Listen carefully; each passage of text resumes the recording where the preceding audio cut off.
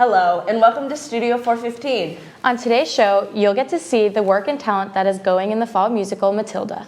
You'll get to see the preview of the 4 Owen film that will premiere on November 24th. And you'll hear about a Carroll teacher who was named in the top 25 in the state. All of that and more coming up next.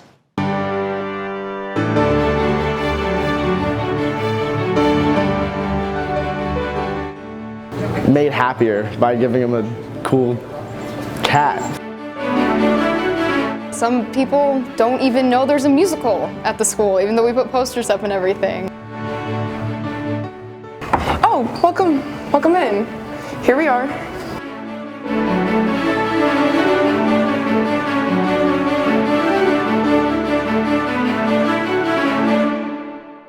Welcome to Studio 415. I'm Sage Arnold. And I'm Ella Hall. Since the fall play has closed its curtains, the Carroll Theater Department has been working on a new production. Studio 415 reporter Emily Salyers went behind the scenes of this year's winter musical to get a closer look at the upcoming show. Each November, the large auditorium is host to a musical. This year is being Matilda the Musical. Originating as a Roald Dahl book, Matilda is a classic tale of joy, triumph, and telekinesis. The performance will bring a refreshingly modern show to Carroll's stage, in contrast to last year's Western-themed show, Oklahoma, which was set in 1906. Theater teacher and drama director Emily Arata says that the production has much to offer. The music is great, and the story is great, and there's roles for a lot of people, even if they're in the ensemble, which isn't always true for musicals. There's a lot that the ensemble does in this show, so we just wanted something that could really showcase a lot of people because we have so many talented kids here. Besides a variety of characters, Matilda the Musical requires many elaborate set pieces, such as an 8-foot, 2-story structure built to hold the show's numerous dancers. The show also requires elevated swings hanging from the ceiling for the musical number When I Grow Up.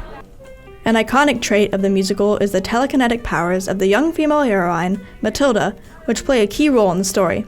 No one likes a smart-mouthed girl like me. Mom says I'm a good case for population control. Dad says I should watch more TV. Matilda's powers have proven to be challenging to recreate as they require a mix of visual effects and behind-the-scenes technology. Set production has proven to be a difficult part of preparing for the performance as multiple different set pieces have to work together during shows. However, through countless hours of rehearsals, set construction, and memorization, Matilda the Musical has begun to come together. Junior Sydney Knipp is looking forward to perform as Miss Phelps and see the production fully assemble. And I mean, I just love doing shows. I just always love being in a musical, so I'm really excited to see if the show comes together. I really hope it does well. A crucial part of the performance, yet largely unrecognized, is the pit. Behind every sung lyric is live music played by fellow Carroll students. An assortment of instruments blend together to provide emphasis on the show's dramatic moments. Matilda's unique music brings challenges and important lessons to singers and pit players alike. Senior Caleb Cox is excited to perform Matilda's challenging, creative, modern, and expressive lyrical style. The music is very wordy. The lyrics are absurd in the best way, but it's a lot bigger of a challenge than it's been in the years past. Matilda the Musical will take place November 16th through the 18th at 7 p.m. and November 19th at 2 p.m. For Studio 415, I'm Everly Salyers. During the summer of 2022, Carroll student Owen Sheely passed away. Mourning their loss, the football team dedicated the season to Owen and gave him special recognition with an Orange Out game. Carroll grad Grant Giszewski filmed the football team and the Sheely family with the goal of making a short film.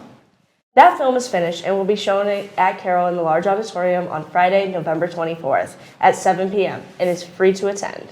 Here is a sneak preview of that film. Owen always was a very competitive kid, always wanted to play whatever sport was in season. Come down to the river, come and let yourself in. He could not get enough training, could not get enough work in terms of being a quarterback. I think that's what made him so great, is he just perfected his sport. I think they'd have to kick him out on most nights. I was best friends with him, always that guy I could talk to. He would make everybody laugh when we needed to laugh, but he would lead us when we needed a leader as well. He would want everybody to play their hats off every time. That's the way Owen played. When he got between those lines, he meant business.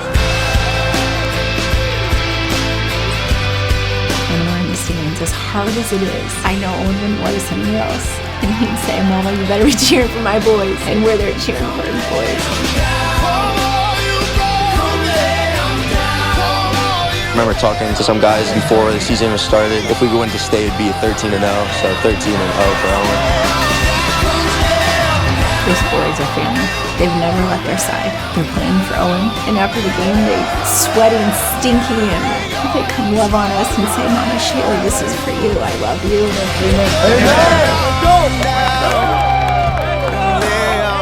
I think he'd be doing the giddy up in heaven right now. Hey, oh, strong on 3, family on stage, 1, 2, 3. Oh, One Carroll government teacher has been nominated for the top 25 teachers in the state.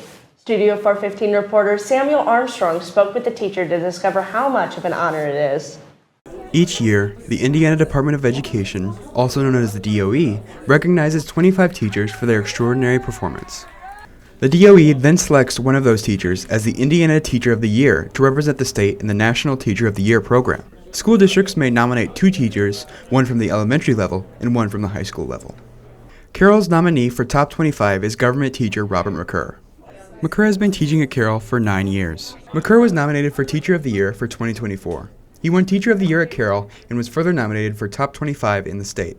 McCurr did not advance to the top 10 teachers in the state, but he is still grateful for the experience and the people who helped him achieve it. I was honored. I mean, to be Teacher of the Year in Northwest Allen County Schools, you know, there's a lot of great teachers in this building, and to be recognized by some of my peers and a lot of my students, it was just a great honor.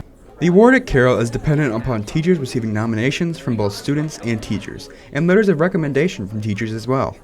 McCurr believes that the award contrasts with the little recognition teachers usually get. Having people tell you, hey, you won Teacher of the Year, congratulations, it's a nice change up to have that kind of recognition. McCurr is not only recognized for his teaching ability by the state and school, however. Many individual students who have McCurr as a teacher have their own say in his designation. Maggie Carr, a senior at Carroll and a student of McCurr's, believes that he definitely deserves the award. He's a great teacher, and he makes sure that all his students are engaged and everyone's learning, and he helps you if you're not, and I think he really deserves to get Teacher of the Year. Carr also believes that McCurr takes interest in his students' lives and the topics that they might be interested in. And he asks his students about life, and he talks about topics that they're interested in, and asks about sports. So he keeps engaged with his students and tries to create a friendly environment with everyone. Individual coworkers have also recognized McCurr's achievements. Harmony Mize is a social studies teacher at Carroll and started teaching U.S. history in the same department as McCurr in their first year. Mize believes that McCurr has high expectations for his students and is not afraid to contribute to controversial discourse. He has really high expectations, shall I say, for the class. He's not afraid of tackling hard issues or conversation, and he makes sure everyone feels valuable and heard, and they grow, and they hold, they're able to share their beliefs. Students should ask their guidance counselors for information upon how they can nominate teachers. For Studio 415, I'm Samuel Armstrong. Fort Wayne has many things to offer that can be fun for all ages. A good example of that is the Black Forest Cat Cafe. Studio 415 reporter Macy Fall joins us here in the studio to speak more about this intriguing activity. Thanks, guys. I had the opportunity to see how the Black Forest Cat Cafe has grown and developed throughout its year and 4 months of being open and what it has to offer now. Last year, Studio 415 did a story on the construction of the Black Forest Cat Cafe, and it opened its doors June 10th, 2022. Since then, the cafe has been welcomed and supported by the Fort Wayne community, with many people even donating resources to the cafe. Since its opening within over a year ago, the cafe has helped over 400 cats be adopted. The cafe has attracted people from across the community, however, it sees teens and kids the most. The cafe has created a safe space for family and friends to get a coffee, some snacks, and enjoy some cats. Cafe employee Ben Pressler enjoys the family environment of the cafe. It's like a big family here. Everybody's chill. There's no drama ever. It's a very good environment to work in. I've loved it. The cafe is partnered with the Fort Wayne Animal Control, and they take in all cats that are at least 1 year or older. This includes senior cats and cats with disabilities that would have a harder time being adopted in shelters. Occasionally, the cafe does have kitten events, but they take in older cats since kittens are often most wanted. Not only has the cafe had over 400 adoptions, but they also have around 1 to 2 adoptions per day. The cafe allows the cats to roam free, play, relax in the sun, and socialize with other cats and people. Without the cafe, these cats would be in crates most of the time. At the cafe, people who are considering adopting can see each cat's personalities and their behavior. Cafe co-owner Julie Pressler feels proud knowing that not only has the cafe changed cats' lives, but people's as well. And not only the cats, but the customers that get to bring the cat home into their family. It's been really fun watching that connection and getting follow-up from people after they have adopted. So knowing you're bringing that much joy to their house and their lives is pretty awesome. While the cafe has achieved much already, there's still goals and events they would like to accomplish. One of these is hoping to become a place where people can stop for lunch and introducing full meals. They'll also continue to introduce new drinks and baked goods going into the upcoming holiday season and future seasons to come. Julie Pressler hopes to host more adoption events before the end of the year. We do have yoga. There's one set in the end of November. There's also another kitten pop-up, which is the day before Thanksgiving, and I think you guys are out of school that day, so I think we're going to be pretty busy. If you'd like to visit the cats, buy a drink or snack, or maybe even adopt a cat of your own, be sure to visit the Black Forest Cat Cafe at 4716 Coldwater Road. With Studio 415, I'm Macy Fall. CHS offers a club that connects the creativity of students to organizations that graphic design needs. Studio 415 reporter Ava Ko joins us in the studio with this story. Thanks, guys. In my story, I spoke to the Graphic Design Club to find out what it can offer to people in need of designs. There are many club options for students to join, whether it's to help the community, appreciate a common interest among students, or promote Carroll activities. The Graphic Design Club is a group of creative students who make posters and designs for Carroll High School's activities and events. The Graphic Design Club students have excelled in at least one semester of digital design class. These students know the design editing program they are working with, which includes Illustrator and Photoshop. These students are ready to take their digital design skills to the next level by interacting with clients and working in small groups to create designs that meet the client's needs. The club is like a small design firm. The club has 4 design leads: Elizabeth Allen, Mia Highstrader, Jeremiah Mengi, and Jonathan Compton. The club works together to talk and illustrate the best designs to promote school-related activities and events. The Graphic Design Club sends out a survey to club sponsors and Carroll staff. Designers will then receive the responses to create logos, student event posters, or other CHS-related designs. Graphic Design Club sponsor Jamie Bauer is an art teacher with 14 years of experience. Bauer says that students are heavily involved in the process. My group's job is to then talk to those people that responded and come up with designs that match their needs, and we'll provide them the designs for them to go and print and distribute.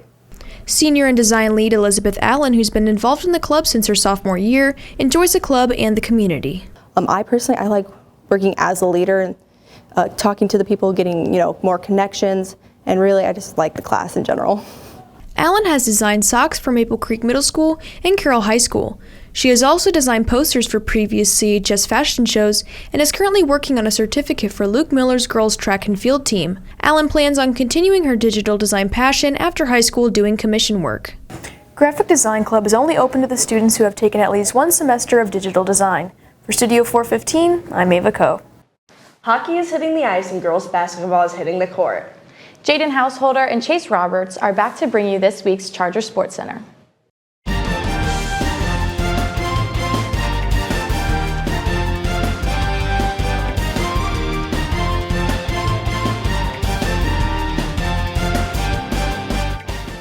Welcome back to the Charger Sports Center. I'm Jaden Householder, and here with me as always is my co-host, Chase Roberts. Girls basketball is back in action this past week at Angola.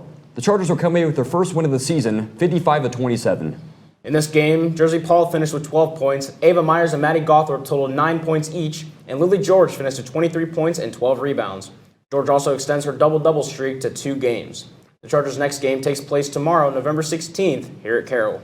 Carroll Club Hockey is back in action this past week, facing the Fort Wayne Vipers and taking the game in a shutout 4-0. In the game, 4 different players scored goals, including Victor Wolf, Cara Ganau, and Dylan Braun. Camden Blauvelt, who scored one of the 4 goals in the game, recorded his first career Carroll High School goal against the Vipers. Defensiveman Sam Phillips tells the Charger Sports Center how the game affects the team and the players moving forward. I mean, it's a big motivator, and it gives Luke a lot of motivation because, I mean, we already know that Luke's a good goalie, but it kind of boosts confidence around the whole team, and it's just a good morale around the guys. The Chargers' next match takes place tonight at the Sport One Parkview Ice House against the Leo Lions. That's all we have for this week on the Chargers Sports Center. As always, I'm Jaden Householder. And I'm Chase Roberts. Back to you guys in the studio. Some athletes are vocal leaders and some lead by example. Our next athlete does both. In this week's episode of Mic'd Up, you get to hear senior Olivia Gislin lead the volleyball team through practice.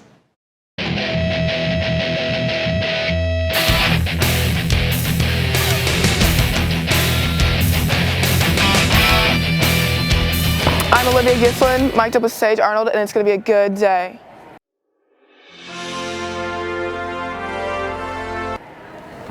We're actually stretching though, so I kind of got to go. Okay, here we are stretching and rolling out.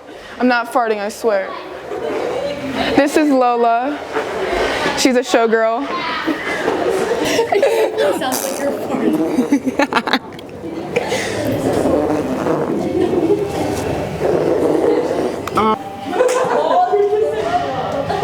Come on, welcome to my house. Here we have the, oh, keep going. House tour. Come on. Oh, welcome in. Here we are. It's net number 1. I don't know why we have it up today, but you know, in varsity side, that's where I'm at.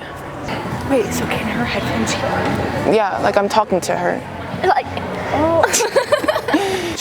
Oh yes, Jeremy's here. It's a win. Meg, today for breakfast I ate a bowl of Captain Crunch cereal and I brushed my teeth really good for that. Out! And then for lunch, I made myself an egg bagel, Sage style. Mine! And I had a Capri Sun and I brushed my teeth. Oh, you, out! And then for dinner, I don't know what I'm having, but I hope it's something good because I'm hungry, low-key. You guys want to get a quick 2-second drink? Yeah, we need a drink. Get water, we're gonna come back, we're gonna work on some overpass and netball. What's the hardest position in volleyball? Me. Why'd I give you a microphone? You already have one. Lola, what do you think the hardest thing is right now? Oh, I actually can't do that. Put these over your ears and cover the hole. Talk. It's called, what is Dallas doing? Ready? One hitter. Okay, good. Oh, are we? Oh, you might want to watch out. Boom! Boom! Boom, that's what I'm talking about. Boom! No, it's when the panda takes the ball to the underverse. I've never seen that movie, if I'm being completely honest. You've never seen Kung Fu Panda? Boom! Shakalaka! I gotta hit her. It's like, smash! Oh yeah! Every day I'm running. Lola, why'd you look at me like that? Maggie, I'm on the line. I'm past the line now. Like can you pull yours more, please? What are we doing? Are you good? Eddie, it's okay. It's never that serious. Get up! Boom! Free ball, yes. Woo! Carroll! Good job, guys. Thank you, Sage. This is Olivia and Carroll Volleyball signing out. That's all we have for today. Thanks for watching. If there's a story you would like us to cover, please let us know. And for all of us here at Studio 415, have a great week, Carroll.